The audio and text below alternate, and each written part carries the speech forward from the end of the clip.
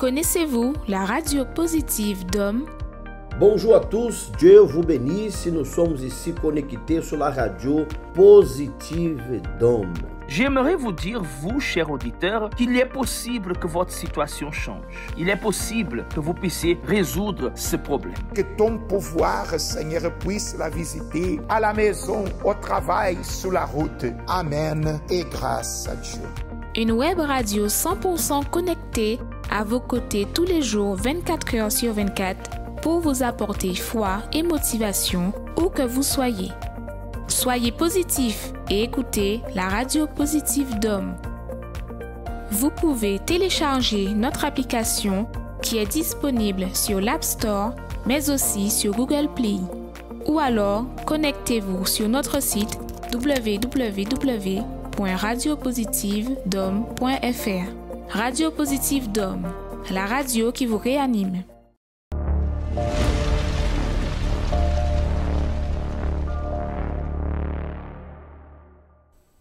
Bonsoir à tous, que le Dieu vous bénisse, que le Seigneur vous fortifie.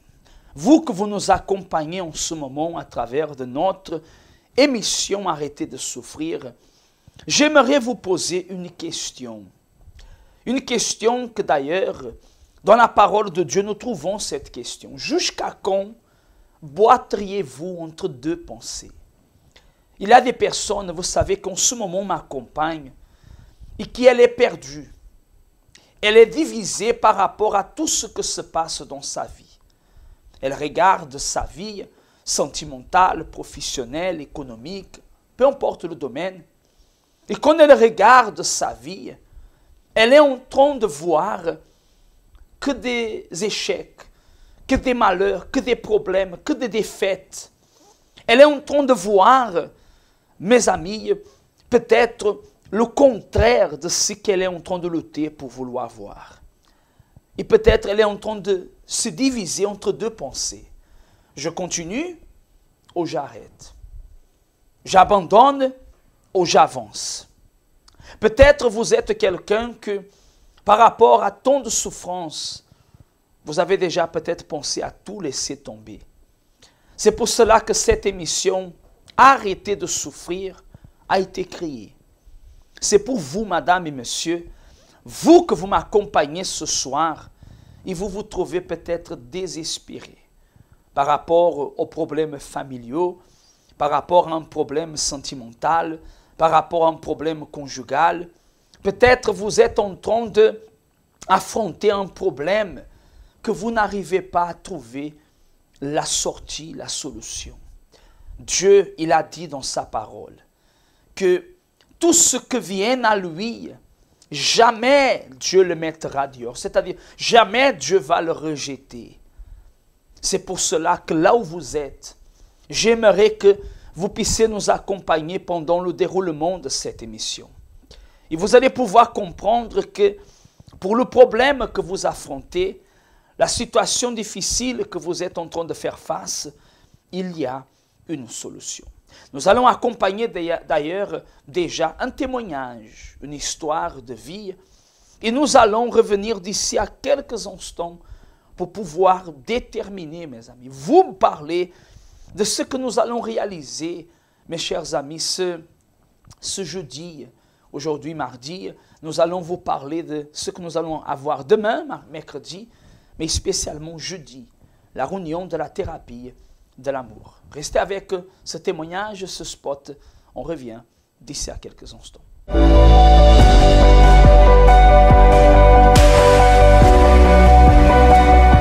Je m'appelle Jennifer, j'ai 30 ans, je suis née à Paris, dans une famille tout à fait ordinaire, une famille athée, c'est-à-dire que nous ne croyons pas du tout en Dieu, nous n'avons pas reçu d'éducation religieuse. Donc j'ai grandi comme ça, sans croire qu'il y avait Dieu, sans croire à la foi. Et pour moi, Dieu, c'était une légende en fait. Je considérais pas du tout Dieu en fait. Et à l'âge de 5 ans, mes parents se sont séparés, ce qui a créé en moi une profonde tristesse, une profonde angoisse. Je comprenais pas parce que quand j'allais à l'école, mes amis me parlaient toujours de leur papa et moi je n'avais rien à raconter sur mon père en fait. Je ne le connaissais pas vraiment et ça a engendré cette tristesse en fait qui m'a suivie jusqu'à mon adolescence.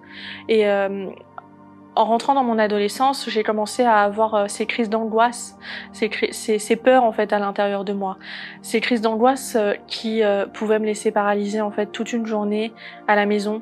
J'entendais des choses, des voix à la maison, j'entendais comme s'il y avait quelqu'un à la maison et il n'y avait personne, mais cela engendrait en moi vraiment beaucoup de tristesse, beaucoup de peur. Ça a même aussi touché ma famille. Ils n'arrivaient pas à trouver de solution pour moi, même il y a des moments où ils pensaient que je faisais exprès, alors que pas du tout, c'était vraiment quelque chose qui a été plus fort que moi. À mon adolescence, je me suis dit que peut-être si j'avais un petit ami, ça allait combler cette situation, en fait, ça allait changer cette situation. Donc j'ai rencontré mon petit ami. Très rapidement, on a décidé de se mettre ensemble, d'avoir notre appartement. Et cela, en fait, a créé encore plus de situations difficiles pour nous. J'avais cette jalousie excessive. Et je pensais toujours que mon petit ami était avec d'autres filles. Dès qu'il rentrait, je faisais des scènes pas possibles, tellement en fait j'avais cette peur en fait qu'il soit avec d'autres personnes. Je regardais son téléphone portable sans cesse. Toujours je me querellais avec lui et c'était une situation vraiment qui était devenue invivable. C'était vraiment très difficile à vivre. Donc on a continué à vivre comme ça, année après année, jusqu'à un moment où mon mari a été invité par sa mère au centre d'accueil universel. Pour moi, en fait, je comprenais pas pourquoi il avait accepté cette invitation d'aller au centre d'accueil universel. Parce que ce qu'il cherchait, je pensais que je lui donnais déjà, en fait. Je pensais qu'il était déjà comblé par notre relation, par ce qu'on avait, en fait. Mais pas du tout. Donc il a commencé à participer aux réunions. Et par curiosité, je me suis demandé en fait quel était l'endroit où il allait en fait.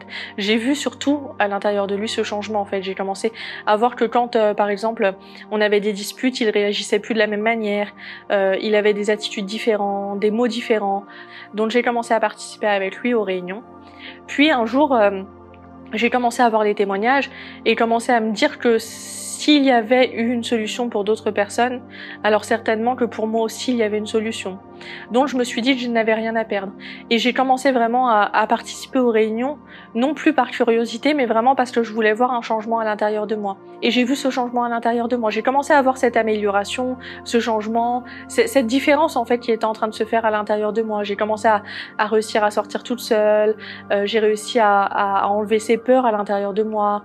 Je n'avais plus de crise d'angoisse. Et cela, bien sûr que je l'ai attribué à Dieu parce que cette situation qui ne changeait pas depuis des années, elle a commencé à changer quand j'ai participé aux chaînes de prière. Mais il manquait encore quelque chose à l'intérieur de moi. Je sentais que ça allait mieux, mais qu'il manquait encore quelque chose à l'intérieur de moi pour remplir ce vide. Et puis est venue l'opportunité du jeûne de Daniel. Donc c'était rapidement après que je sois arrivée à l'église. C'était 6 mois après que je sois arrivée exactement. Et j'ai vu dans ce jeûne de Daniel l'opportunité de changer ma vie en fait.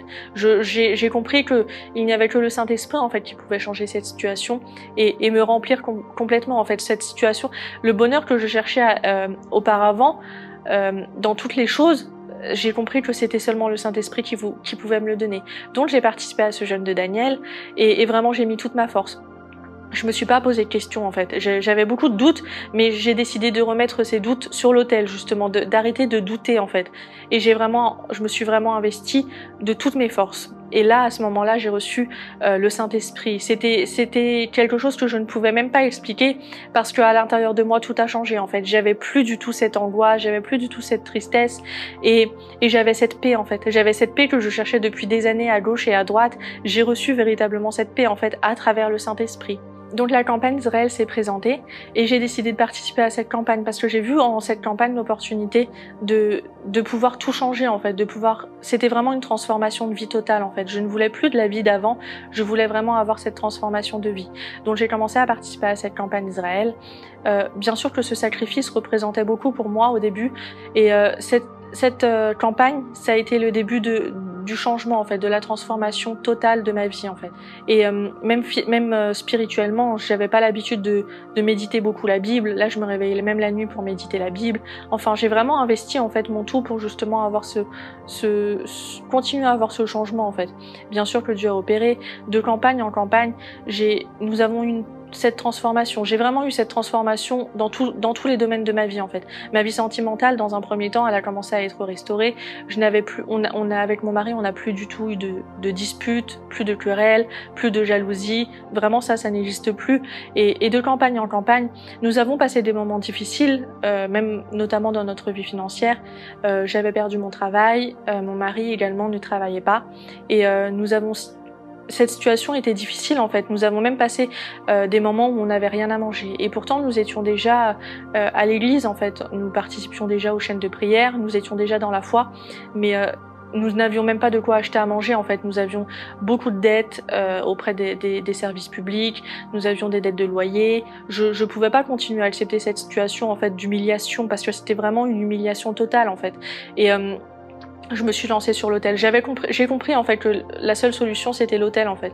Mais je savais que Dieu allait honorer, parce que je savais que c'était le tout de moi contre le tout de Dieu en fait. Donc je me suis lancée. Peu de temps après la campagne d'Israël, justement, une somme d'argent est arrivée sur notre compte. Bien sûr qu'elle n'est pas tombée sur notre compte par hasard. C'était un héritage que nous avons reçu de notre famille. Et cet héritage-là, je peux dire que c'était une somme que nous n'avions même pas attendue, que nous n'imaginions même pas recevoir un jour. Ça a pu résoudre toute la situation. Nous avons pu régler toutes nos dettes. C'était vraiment la transformation totale. À partir de cette campagne-là, notre vie financière, elle a complètement changé en fait. Nous n'avions plus de découvert bancaire, parce qu'auparavant nous vivions toujours dans le découvert bancaire, justement dû à cette situation. Nous avons trouvé du travail tous les deux, et pas n'importe quel travail justement. Mon mari travaille dans un ministère de l'État, moi je travaille dans une grande société française. Nous avons de très bons salaires. Bien sûr que nous avons d'autres objectifs et que Dieu va faire de choses plus grandes encore, mais à travers cette campagne justement, nous avons pu tout résoudre en fait. Toutes ces situations ne sont plus en fait. Maintenant nous avons la condition de faire ce que nous voulons, sans restriction. Alors aujourd'hui, notre vie est totalement transformée. Nous n'avons plus aucun problème financier, plus aucun problème dans notre mariage. Nous sommes heureux véritablement. Nous servons Dieu, nous sommes dans la foi.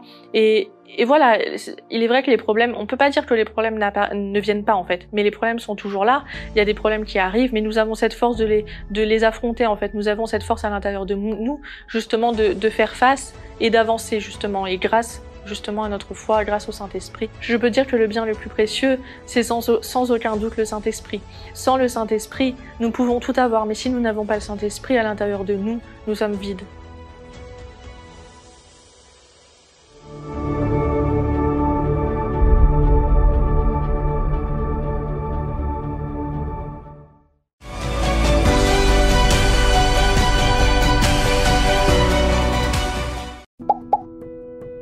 Que signifie le mot solitude? Solitude, nom féminin, synonyme isolement, retraite. État de quelqu'un qui est seul momentanément ou habituellement. État de quelqu'un qui est psychologiquement seul. Les restrictions sanitaires mises en place pour lutter contre la COVID-19 ont aggravé le sentiment de solitude des Français, en particulier des plus jeunes. Selon une étude du Crédoc, un quart de la population serait complètement isolée socialement en janvier 2021. La solitude entraîne généralement la diminution de la motivation et de l'humeur. La personne qui en souffre devient moins active. L'augmentation de risques de troubles mentaux courants comme la dépression, l'anxiété ou l'épuisement professionnel. L'augmentation des émotions et des pensées négatives. Vous ou une personne de votre entourage, vous souffrez de la solitude? Parlez-en. Contactez-nous sur notre ligne amie au 05 90 28 33 83 ou envoyez-nous un message par WhatsApp au 06 90 55 16 70.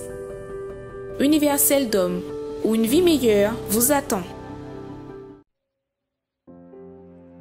Il était une fois un roi, il était déjà proche de la mort. Et sentant que ses derniers jours étaient proches, il a appelé son fils, qui serait son héritier, et a retiré sa bague de son doigt. Et il dit ainsi, « Mon fils, j'aimerais qu'à chaque instant de ta vie, déjà qu'à partir de maintenant tu vas régner, tu auras de grandes batailles devant toi. À chaque instant de ta vie, dans les luttes, les difficultés, je veux que tu enlèves cette bague de ton doigt et que tu puisses lire ce qui est inscrit à l'intérieur. » Il a mis la bague dans le doigt de son fils et après quelques jours, ce roi est décédé. le Fils a commencé à régner, a commencé à affronter des conflits. Le royaume voisin s'est révolté contre lui et a commencé une guerre, une bataille, sa première bataille personnelle. Et ce roi était tellement secoué par tout le sang qui a été versé, le grand nombre de personnes qui mouraient, et il voyait que leur force commençait à s'affaiblir. Et il a enlevé la bague de son doigt et a lu la phrase pour la première fois. Il était écrit « Cela aussi passera, cela aussi passera ». Cela lui a donné une force. Il a continué dans la guerre. Résultat, il a vaincu la guerre. Quand il est retourné à son royaume, tout le monde l'acclamait, le couronnant, le consacrant comme roi. Il s'est rappelé les paroles du vieux roi sage qui disait « À tout moment de ta vie, n'oublie pas de regarder la phrase qui est écrite dans cette bague. » Et une fois de plus, il a regardé dans la bague et a lu la phrase « Cela aussi passera ». Et si vous vous arrêtez pour réfléchir, mes amis, indépendamment si exactement, en cet instant, vous faites face à des moments de lutte, des difficultés, une guerre comme vous n'avez jamais affrontée. Cela va passer d'ici peu. Cela va prendre fin. Et si vous viviez les meilleurs moments de votre vie, profitez de ces bons moments. Mais n'oubliez pas que tout passe. Dans les moments de difficulté, vous apprenez que vous êtes plus fort, meilleur que vous ne le croyez, que Dieu est avec vous, que cette tribulation, elle va passer et va vous donner en retour la gloire, des victoires, des conquêtes. C'est ainsi que nous vivons nos batailles de foi en foi. Alors vous qui vivez une guerre qui est désespérée, cela va passer et ça va passer vite. Soyez tranquille, confiez entre les mains de Dieu. Certainement, il va vous aider à vaincre cette bataille. Où que vous soyez, gardez dans votre cœur cette phrase. Tout passe et passe très vite. Nous voici de retour. Alors, si vous venez de vous connecter, bonsoir à tous. Mes chers amis, j'aimerais vous faire alors cette invitation. Cette invitation, vous avez accompagné cette histoire. Vous avez accompagné l'histoire de vie de cette personne qu'elle a pu voir dans sa vie la différence s'accomplir. Elle a pu voir dans sa vie le miracle se réaliser. Êtes-vous une personne que vous avez besoin de ce miracle? Êtes-vous une personne que vous avez besoin de ce changement? Vous êtes cette personne. Si vous êtes là et vous êtes en train de vous dire, j'ai besoin d'être libre, je n'arrive pas à dormir, je n'arrive pas à m'en sortir, je n'arrive pas à changer ma situation. Tout ce que je fais tombe dans le vide, ça ne marche pas, ça n'avance pas. Si vous êtes cette personne, alors cette invitation, elle est pour vous. Demain mercredi, au centre d'accueil universel, peu importe à Saint-François, à Baïf, à Pointe-à-Pitre, aux Abîmes, nous allons avoir la réunion des 7 mercredis du bouclier de la foi. Vous savez, si nous ne sommes pas protégés, notre vie sera toujours affectée par le négatif. C'est pour cela que demain, à 7h, à 10h, à 15h et à 19h spécialement, dans chaque centre d'accueil, vous êtes notre invité à venir participer et à pouvoir voir Dieu vous relever, vous fortifier. D'ailleurs, nous allons accompagner les adresses de chaque centre d'accueil. Nous allons accompagner encore un autre témoignage de vie et un spot qui parle du mercredi. Quelle est l'importance de venir ce jour? Et je reviendrai alors ensuite pour vous parler de la thérapie de l'amour, cette réunion qui concerne plutôt ceux qui souffrent dans leur vie sentimentale. Et nous allons nous préparer aussi pour la prière que nous allons réaliser aussi ensemble avec vous tous. Accompagnez alors ce spot, ce témoignage. On revient tout de suite après. Connaissez-vous nos centres d'accueil universels ici dans les Dômes? Notre siège est situé en Guadeloupe, aux Abîmes, au 6 Morne-Verguin, en face de la Brède, entre le KFC et le McDonald's. Nous avons aussi nos centres d'accueil à Pointe-à-Pitre, au 29 quai Lefebvre, en face du parking du port. À Baïf, au 51 impasse Louis Blériot, Zac des Pères Blancs, derrière le Super U. À Saint-François, à la rue Charles Junon, à 100 mètres du marché de la Rotonde. Nous sommes aussi en Martinique, au 42 rue Garnier-Pagès, proche du Leader Price à Fort-de-France. Mais aussi en Guyane française, à Cayenne, aux 19 zones artisanales Galmo, proche de l'entrée du CFA. Ainsi qu'à Kourou, au 1 rue du Levant, proche du Lip Service Ting. Si vous désirez plus d'informations, vous pouvez nous contacter sur notre ligne amie au 05 90 28 33 83 ou sur notre WhatsApp au 06 90 55 16 70.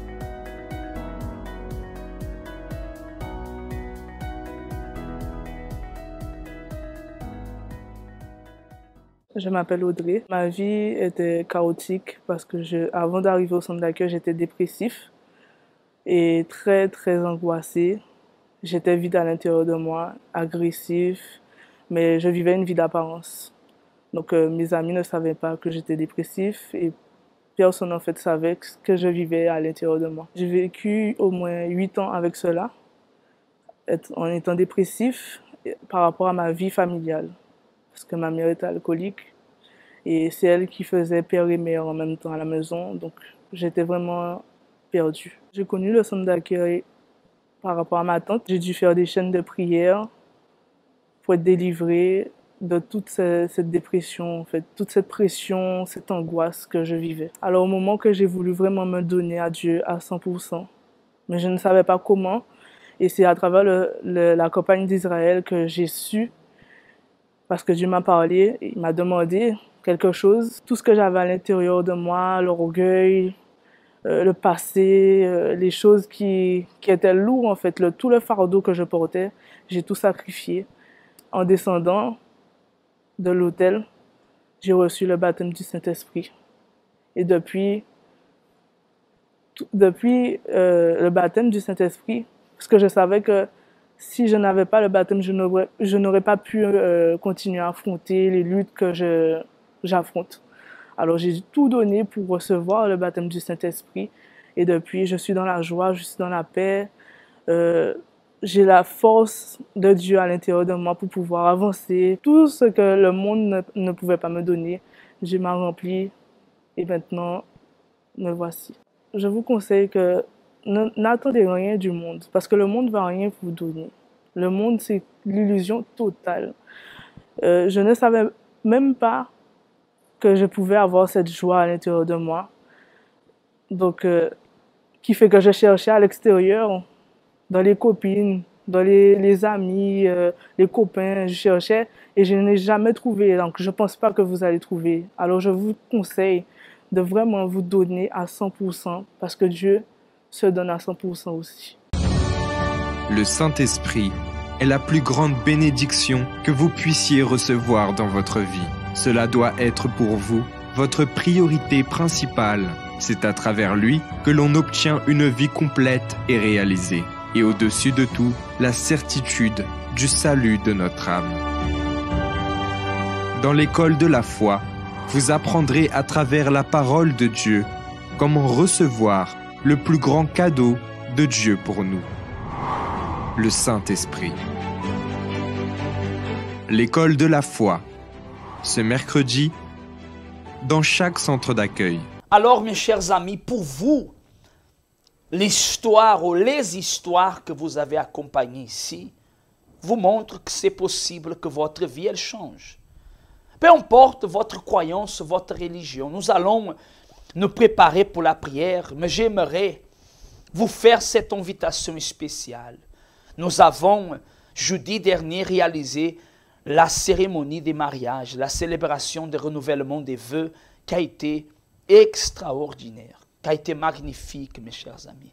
Des couples de plus de 40 ans de mariage ont renouvelé leurs vœux. Mes amis, c'était quelque chose d'inoubliable. Et si peut-être vous étiez présents, vous savez ce que je dis. Mais je dis maintenant, ça continue, cette bénédiction pour la vie sentimentale. Et vous que vous m'accompagnez, vous que vous nous suivez, vous avez la possibilité de pouvoir avoir une vie sentimentale restaurée, rétablie. Tous les jeudis, ici dans notre siège aux Abîmes, au 6 Morne-Verguin, Mes amis, à 19 h, nous réaliserons encore une fois cette réunion de la thérapie de l'amour. Si vous êtes quelqu'un célibataire, veuve, divorcé, marié, mais avec beaucoup de problèmes, de conflits, des indifférences, des incompréhensions, un déséquilibre, vous n'arrivez pas à vous comprendre et vous avez besoin d'une direction, alors, mes chers amis, je vous invite à être présent. Nous allons accompagner d'ailleurs le spot qui parle de la thérapie de l'amour. Nous allons accompagner spot de prière et on revient tout de suite après pour faire le clameur avec vous tous. Découvrez 10 raisons de participer à la thérapie de l'amour tous les jeudis. Première raison, guérir des blessures des relations passées. Deuxième raison, apprendre l'amour intelligent. Troisième raison, se préparer avant de connaître quelqu'un. Quatrième raison, savoir choisir une personne compatible. Cinquième raison, défaire les mythes des relations. Sixième raison, retrouver un amour perdu. Septième raison, apprendre à se valoriser. Huitième raison, restaurer un mariage en crise. Neuvième raison, devenir un meilleur partenaire. Dixième raison, blinder sa relation. Tous les jeudis, à 19 h, venez recevoir des conseils pour votre vie amoureuse au Centre d'accueil universel des Abîmes, 6 Morne-Verguin, face à la Brède. Parler avec Bondier, c'est ça nous toutes besoin. C'est lui qui a nous force pour nous arriver à affronter toute difficulté qui viennent contre nous.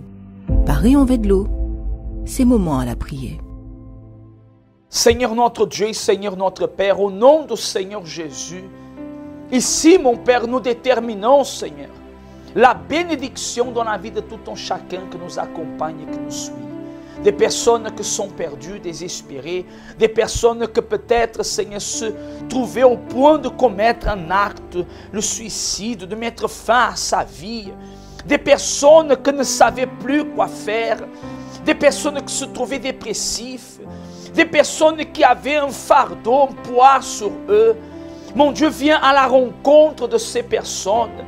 Il vient en ce moment, mon Dieu, délivrer, transformer, libérer, agir afin de pouvoir accorder à ces personnes la délivrance, la transformation.